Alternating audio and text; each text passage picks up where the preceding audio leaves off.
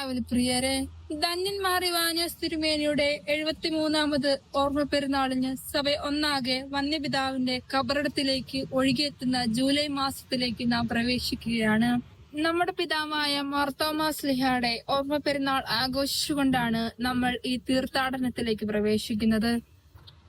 നമുക്ക് മുമ്പേ നടന്നു നീങ്ങിയവർ നമുക്ക് കാണിച്ചു തന്ന വിശ്വാസത്തിന്റെ തീക്ഷ്ണതയുടെ ആഴമേറിയ മാതൃകകൾ നമ്മുടെ കൺമുമ്പിലുണ്ട്. 1998 ഫെബ്രുവരി മാസത്തിൽ തിരുമേനിയുടെ നാമകരണ നടപടികൾ ആരംഭിച്ചു. അതിന്റെ പൂർത്തീകരണം എന്നോണം പിതാവ് ദേവദാസ് എന്ന പദവിയിലേക്ക് ഉയർത്തപ്പെട്ടു. തിരുമേനിയുടെ പ്രവർത്തന മേഖലകളെ കുറിച്ചും ജീവിത രീതികളെ കുറിച്ചുമുള്ള നടപടിക്രമങ്ങളുടെ രേഖകൾ പരിശുദ്ധ സിംഹാസനത്തിൽ സമർപ്പിച്ചു. ആ രേഖകളിൽ പരിശുദ്ധ പിതാവ് തന്റെ ജീവിതത്തിൽ അനുവർത്തിച്ചു പോന്ന വിരോചിതമായ പുണ്യങ്ങൾ പാലിക്കുന്നതിനെ കുറിച്ചും അനുഷ്ഠിക്കുന്നതിനെ കുറിച്ചും വ്യക്തമായി രേഖപ്പെടുത്തിയിരുന്നു. വീരോചിതമായ പുണ്യങ്ങളിൽ പ്രധാന പുണ്യങ്ങളായ വിശ്വാസം, സ്നേഹം, ശരണം എന്നീ ദൈവിക പുണ്യങ്ങളും പ്രധാന പുണ്യങ്ങളായ ധൈര്യം, നീതി, ആത്മസംയമനം, വിവേകം എന്നീ പുണ്യങ്ങളും തിരുമേനി തന്റെ ജീവിതത്തിൽ അനുഷ്ഠിച്ചിരുന്നു.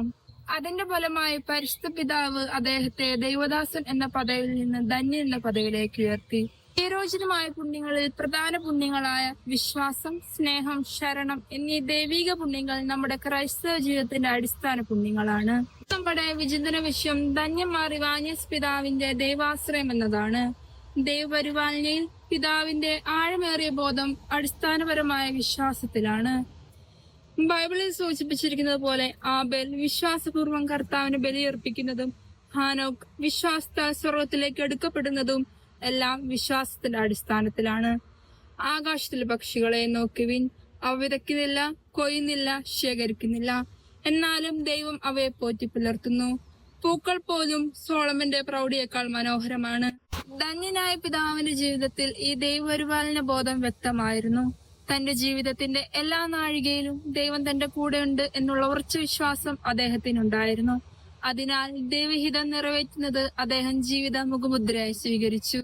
കർത്താവെ, നിന്റെ തിരുവിഷ്ടം സകലത്തിൽ നിറവേറണമേ എന്നതായിരുന്നു അദ്ദേഹത്തിന്റെ ജീവിതസാരം.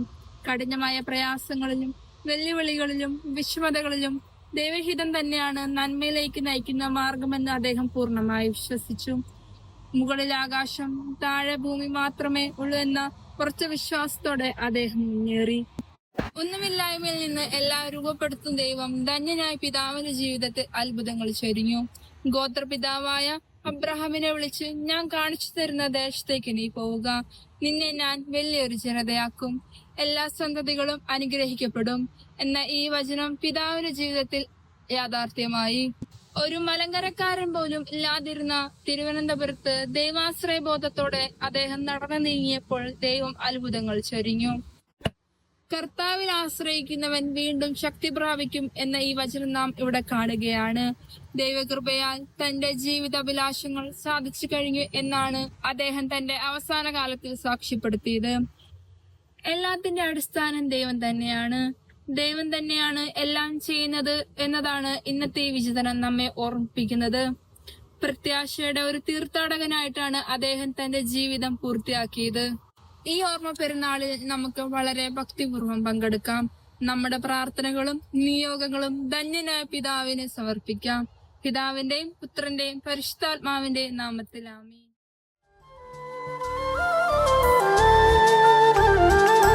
നിത്യനാം ദൈവത്തിൽ ആശ്രയിച്ച് സത്യത്തെ പുൽകിയ ധന്യദേഹം ആ സത്യമീ മണ്ണിൽ നട്ടു നനച്ചു.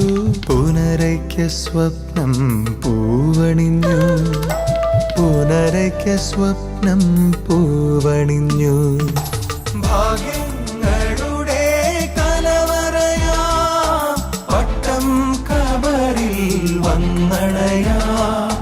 ഭാഗ്യങ്ങളുടെ കലവറയാ പട്ടം കബറിൽ വന്നണയാ. കൈവിടില്ലേ തിരുമേനി ധന്യന്മാരീ വാനിയോസ്. കൈവിടില്ലേ